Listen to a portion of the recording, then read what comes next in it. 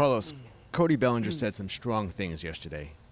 He said the Astros stole the 2017 World Series from the Dodgers. He said Altuve stole the MVP from Judge. He said you guys cheated for 3 years. What is your reaction? Well, usually I don't have problems when people talk about 2017 and about what happened that year, because honestly we're wrong. Everything that happened that year was absolutely wrong, and we also show remorse for that because we feel bad about everything that happened. We really feel bad about everything that happened in 2017.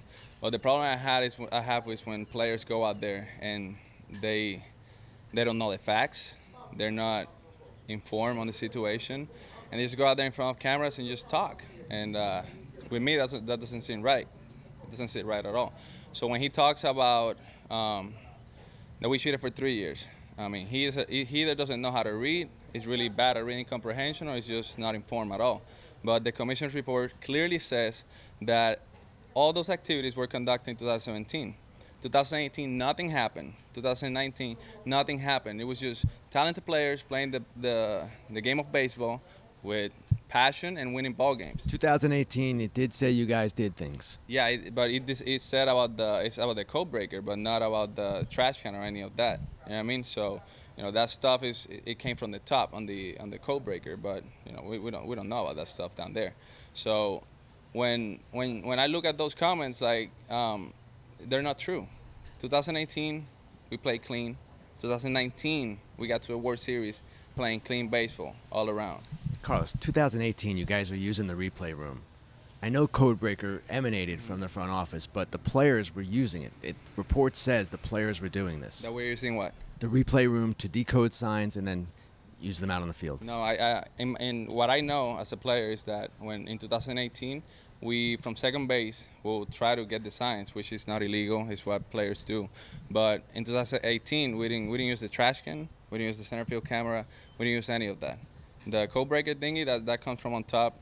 Players, like, honestly, Ken, I'm telling you the truth. Like, I didn't know about the code breaker thingy. Like, I'm trying to get to second base, trying to look at the signs and do what I have to do to help my team, which is not illegal. It's been done for years in baseball. You know what I mean? Okay, but they still said that the commissioner's report still said you used the replay room.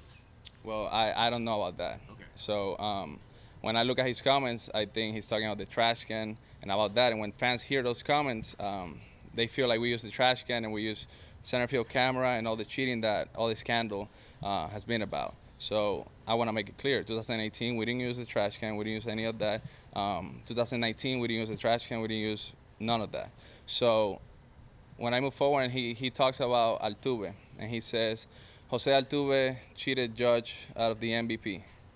I mean, Cody, like, you don't know the facts. We're all in there, and nobody wants to talk about this, but I'm going to talk about this. José Altuve was the one guy that didn't use the trash can. A few times that the trash can was banged was without his consent. And he will go inside the clubhouse, inside the dugout to whoever was banging the trash can, and he'll get pissed. He'll get mad. He'll say, I don't want this. I can hit like this. Don't you do that to me. He played the game clean. The data of the bangs that's on Twitter or whatever, it shows it. Altuve played clean the whole year. When you look at Altuve's numbers on the road, he hit 400 on the road. He didn't cheat nobody of the MVP. He earned that MVP. He's a 6-time All-Star, 3-time batting champion, MVP, 5-time Silver Slugger. He's been doing this for a long time, Ken, for a long time. So for me to go out there and for him to go out there and defame José Altuve's name like that, like, it doesn't sit right with me, because the man plays the game clean. And that's easy to find out, Ken. Mike Fiers broke the story. You can go out and ask Mike Fiers, did José Altuve use the trash can? Did José Altuve cheat to win the MVP? And Mike Fiers is going to tell you straight up, he didn't use it. He was the one player that didn't use it. Josh Reddick, Tony Kemp, those guys, they didn't want the trash can at all. So when he sits there and talks about Altuve, it's not facts. It's not facts. The reason José Altuve apologized to the media was for being part of the team and for not stopping it. But he's not apologizing for using the trash can. He's not apologizing for cheating, because he did not cheat. And this is easy for you to find out, Ken. You can ask around. You're a great reporter. You can ask Mike Fiers. You can ask the players that are not with the team anymore that went in 2017. José Altuve earned that MVP, and he's been showing it for years. Okay, 2019, the buzzer. Bellinger also questioned Altuve's actions after he hit the home run to clinch the ALCS. He questioned why he refused to have his jersey ripped off and believed that maybe that was the reason. I want to address that as well. Go ahead. 2019, nobody wore buzzers. Nobody wore buzzers. That's a lie. The reason José Altuve didn't want to get his shirt ripped off, I'm going to tell you. Earlier in the year, he hit a walk-off at Minute Maid Park. I ripped off his shirt with Tony Kemp. There is pictures of that. There is videos of that. You can go look at it. I ripped off his shirt. His wife told my wife, why is Carlos ripping Altuve's shirt? Like, I don't like that. I don't like that. So when he's walking, so he's running from third base to home plate, I'm the guy up front. I'm the guy up front. The first one waiting for him. He's like, don't take my shirt off. The second reason that he don't want me to talk about this, but I'm going to say it, is because he got an unfinished tattoo on his collarbone right here that honestly looked terrible. It was a bad tattoo. And he didn't want nobody to see it. He didn't want to show it at all. So one, he didn't want to take his shirt off because his wife had told my wife early in the year for me to not do that. So he was telling me to not do it. And number two, he had an unfinished tattoo that looked kind of bad that he didn't want people to see and people to talk about. That was the reason. But Altuve has never cheated. He didn't cheat in 2017 when nobody knew about the system. Well, he cheated in 2019 when he knows people are going to be talking about what happened in 2017. Altuve has played the game clean, always, always. He earned the MVP. He hit that home run of Chapman, fair and square. He was not wearing buzzers. That's a story that a fake account on Twitter broke off. And then people just got on that wagon and started talking about the buzzers. Like, no, nobody thought about buzzers. Nobody was using buzzers. Okay, do you understand, Carlos, that if the commissioner's report says that there was cheating in 2017 and cheating in 2018, do you understand why players would think that maybe you cheated again in 2019?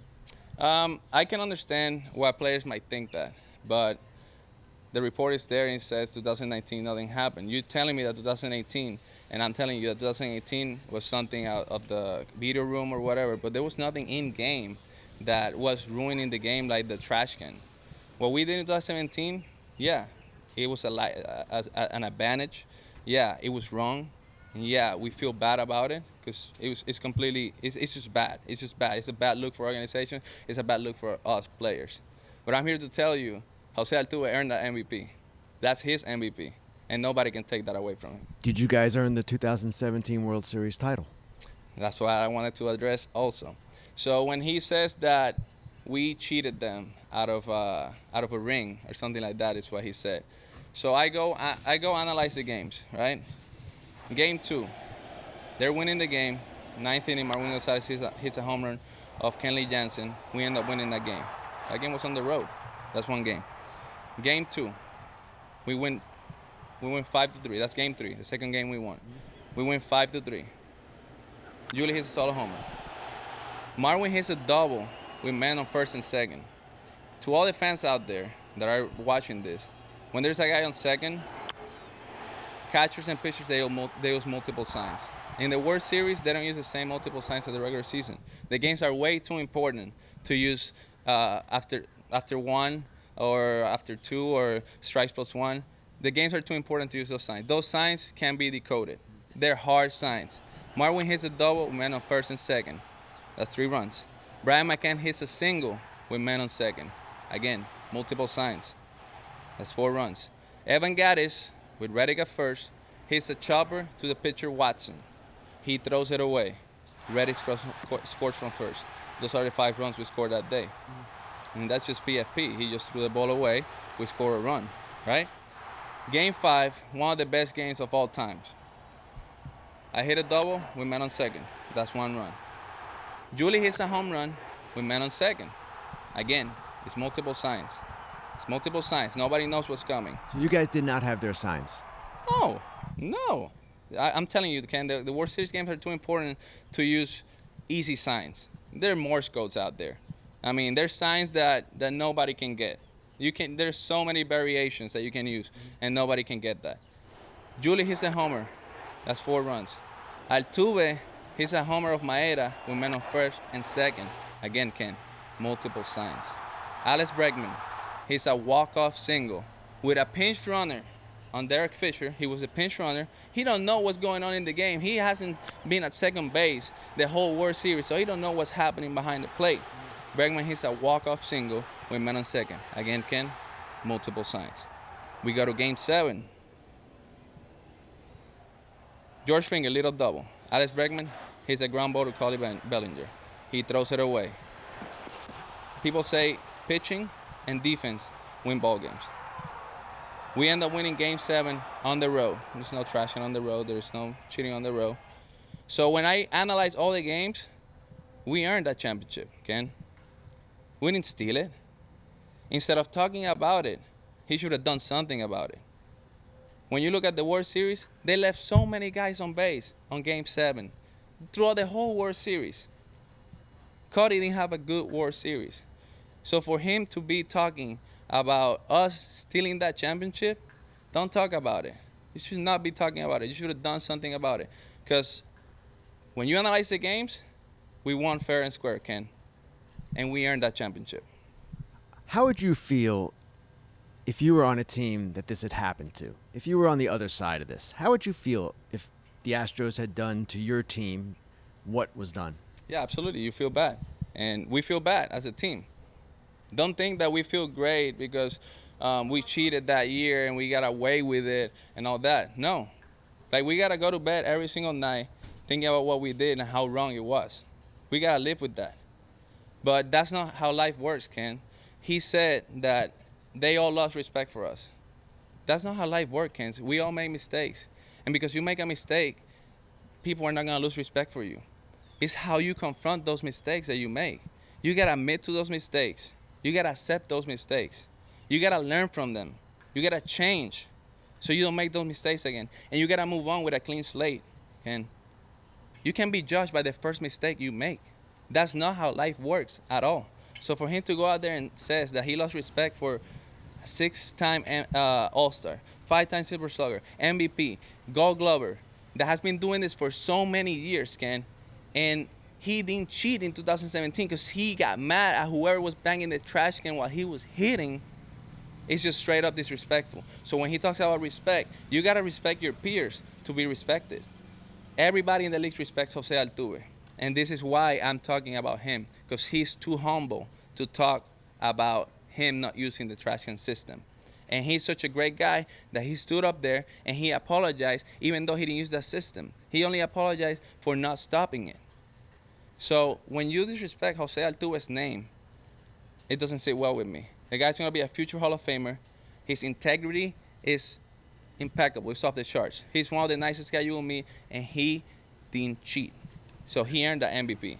So for me, when he talks about respect, you got to respect your peers if you want to be respected. Do you believe the Dodgers stole signs illegally during the 2017 World Series? I'm not here to blame other teams. I'm not here to put the spotlight on other teams. We're here now in spring training, and everybody is talking about the Houston Astros and what we did in 2017. We got to take that on the chin, Ken. We got to take that on the chin. Whatever people have to say, the facts that people have to say, we got to take that on the chin. But like I said before, what doesn't sit well with me is when you say false statements. If you don't know the facts, if you're not informed, this is America, Ken. You can say whatever you want. You can say whatever you want. But Cody Bellinger's job is to look for information, get informed, know the facts for sure before he stands in front of cameras to talk about other players. You should get informed. You should be informed before you talk about other players. If you don't know the facts, then you got to shut the All right, a number of players have expressed frustration, even anger, that the Astros players were not punished. Do you understand that sentiment? Absolutely. I understand it. And like I said, what we did is not right. And, when we were waiting for the commissioner's report, anything could happen. But when he talked to us in the investigation, he told us that we had immunity in order for all the players to talk and tell the truth about what happened. So with that being said, if somebody grants you immunity, then they can take that back and just punish you after they told you that you have immunity. So, he's calling our owner weak. Our owner, he's calling weak.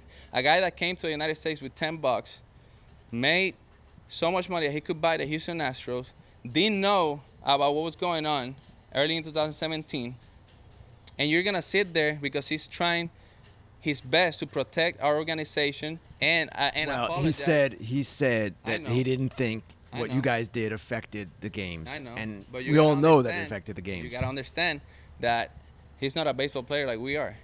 You're around baseball all the time. You talk to us all the time, Ken. I know for a fact as a player that if I know what's coming, I'm going to have an advantage. Yeah. But he doesn't stand up there and hits. He just knows that hitting is just hard. You know what I mean? So when you think hitting is hard, you think that even if you know what's coming, it's hard. Because he doesn't play baseball, Ken. He's not around the game like you are. You talk to all of us. I tell you, I was looking for this pitch. I was looking for that. And you know, if I'm looking for a pitch, I got a better chance of hitting it. So his statement that day, he's not a baseball player, Ken. He's an owner. He's an owner. He hires people to do the job for him. But as the owner, he has to show his face and sit up there and talk to the media. All right? But we all know as players that, yeah, we do have an advantage. But as an owner that doesn't play the game of baseball at this level, that is not asking questions around like all the reporters are to the players, he don't know what kind of advantage we have by knowing, because from afar, it looks hard. And you think that even if you know what's coming, hitting a baseball is the hardest thing to do in sports. So, yeah, I heard his comments. I'm not going to judge him for that because I know he doesn't play the game of baseball and he's not around as much as we are. And he don't understand how hard it is to hit a ball and how more convenient it is to know what's coming. Okay. Your manager and your GM got fired because of the actions of the players. How much does that bother you? It hurts. I've only known one manager before this year, and that's AJ Hinch, and I love him to death. I would do anything for him. He's a stand-up guy, very smart guy, and we all admire him. And, you know, same with Luna. He's the one that drafted me. He gave me the chance to be the first pick overall, and he was great to me and great to this organization. And it's just sad to see them leave like that. But yeah, at the same time, you know, it was a decision that came from above. We had no say on that, and you know, our owner decided to do that. And I think now it's time to move forward with Dusty and our new GM and click and be able to play this year and play good baseball again and gain the trust of the fans. That, you know, this year we want to go out there, Ken, and show the fans that we're talented, that we can play the game, that we can win ball games.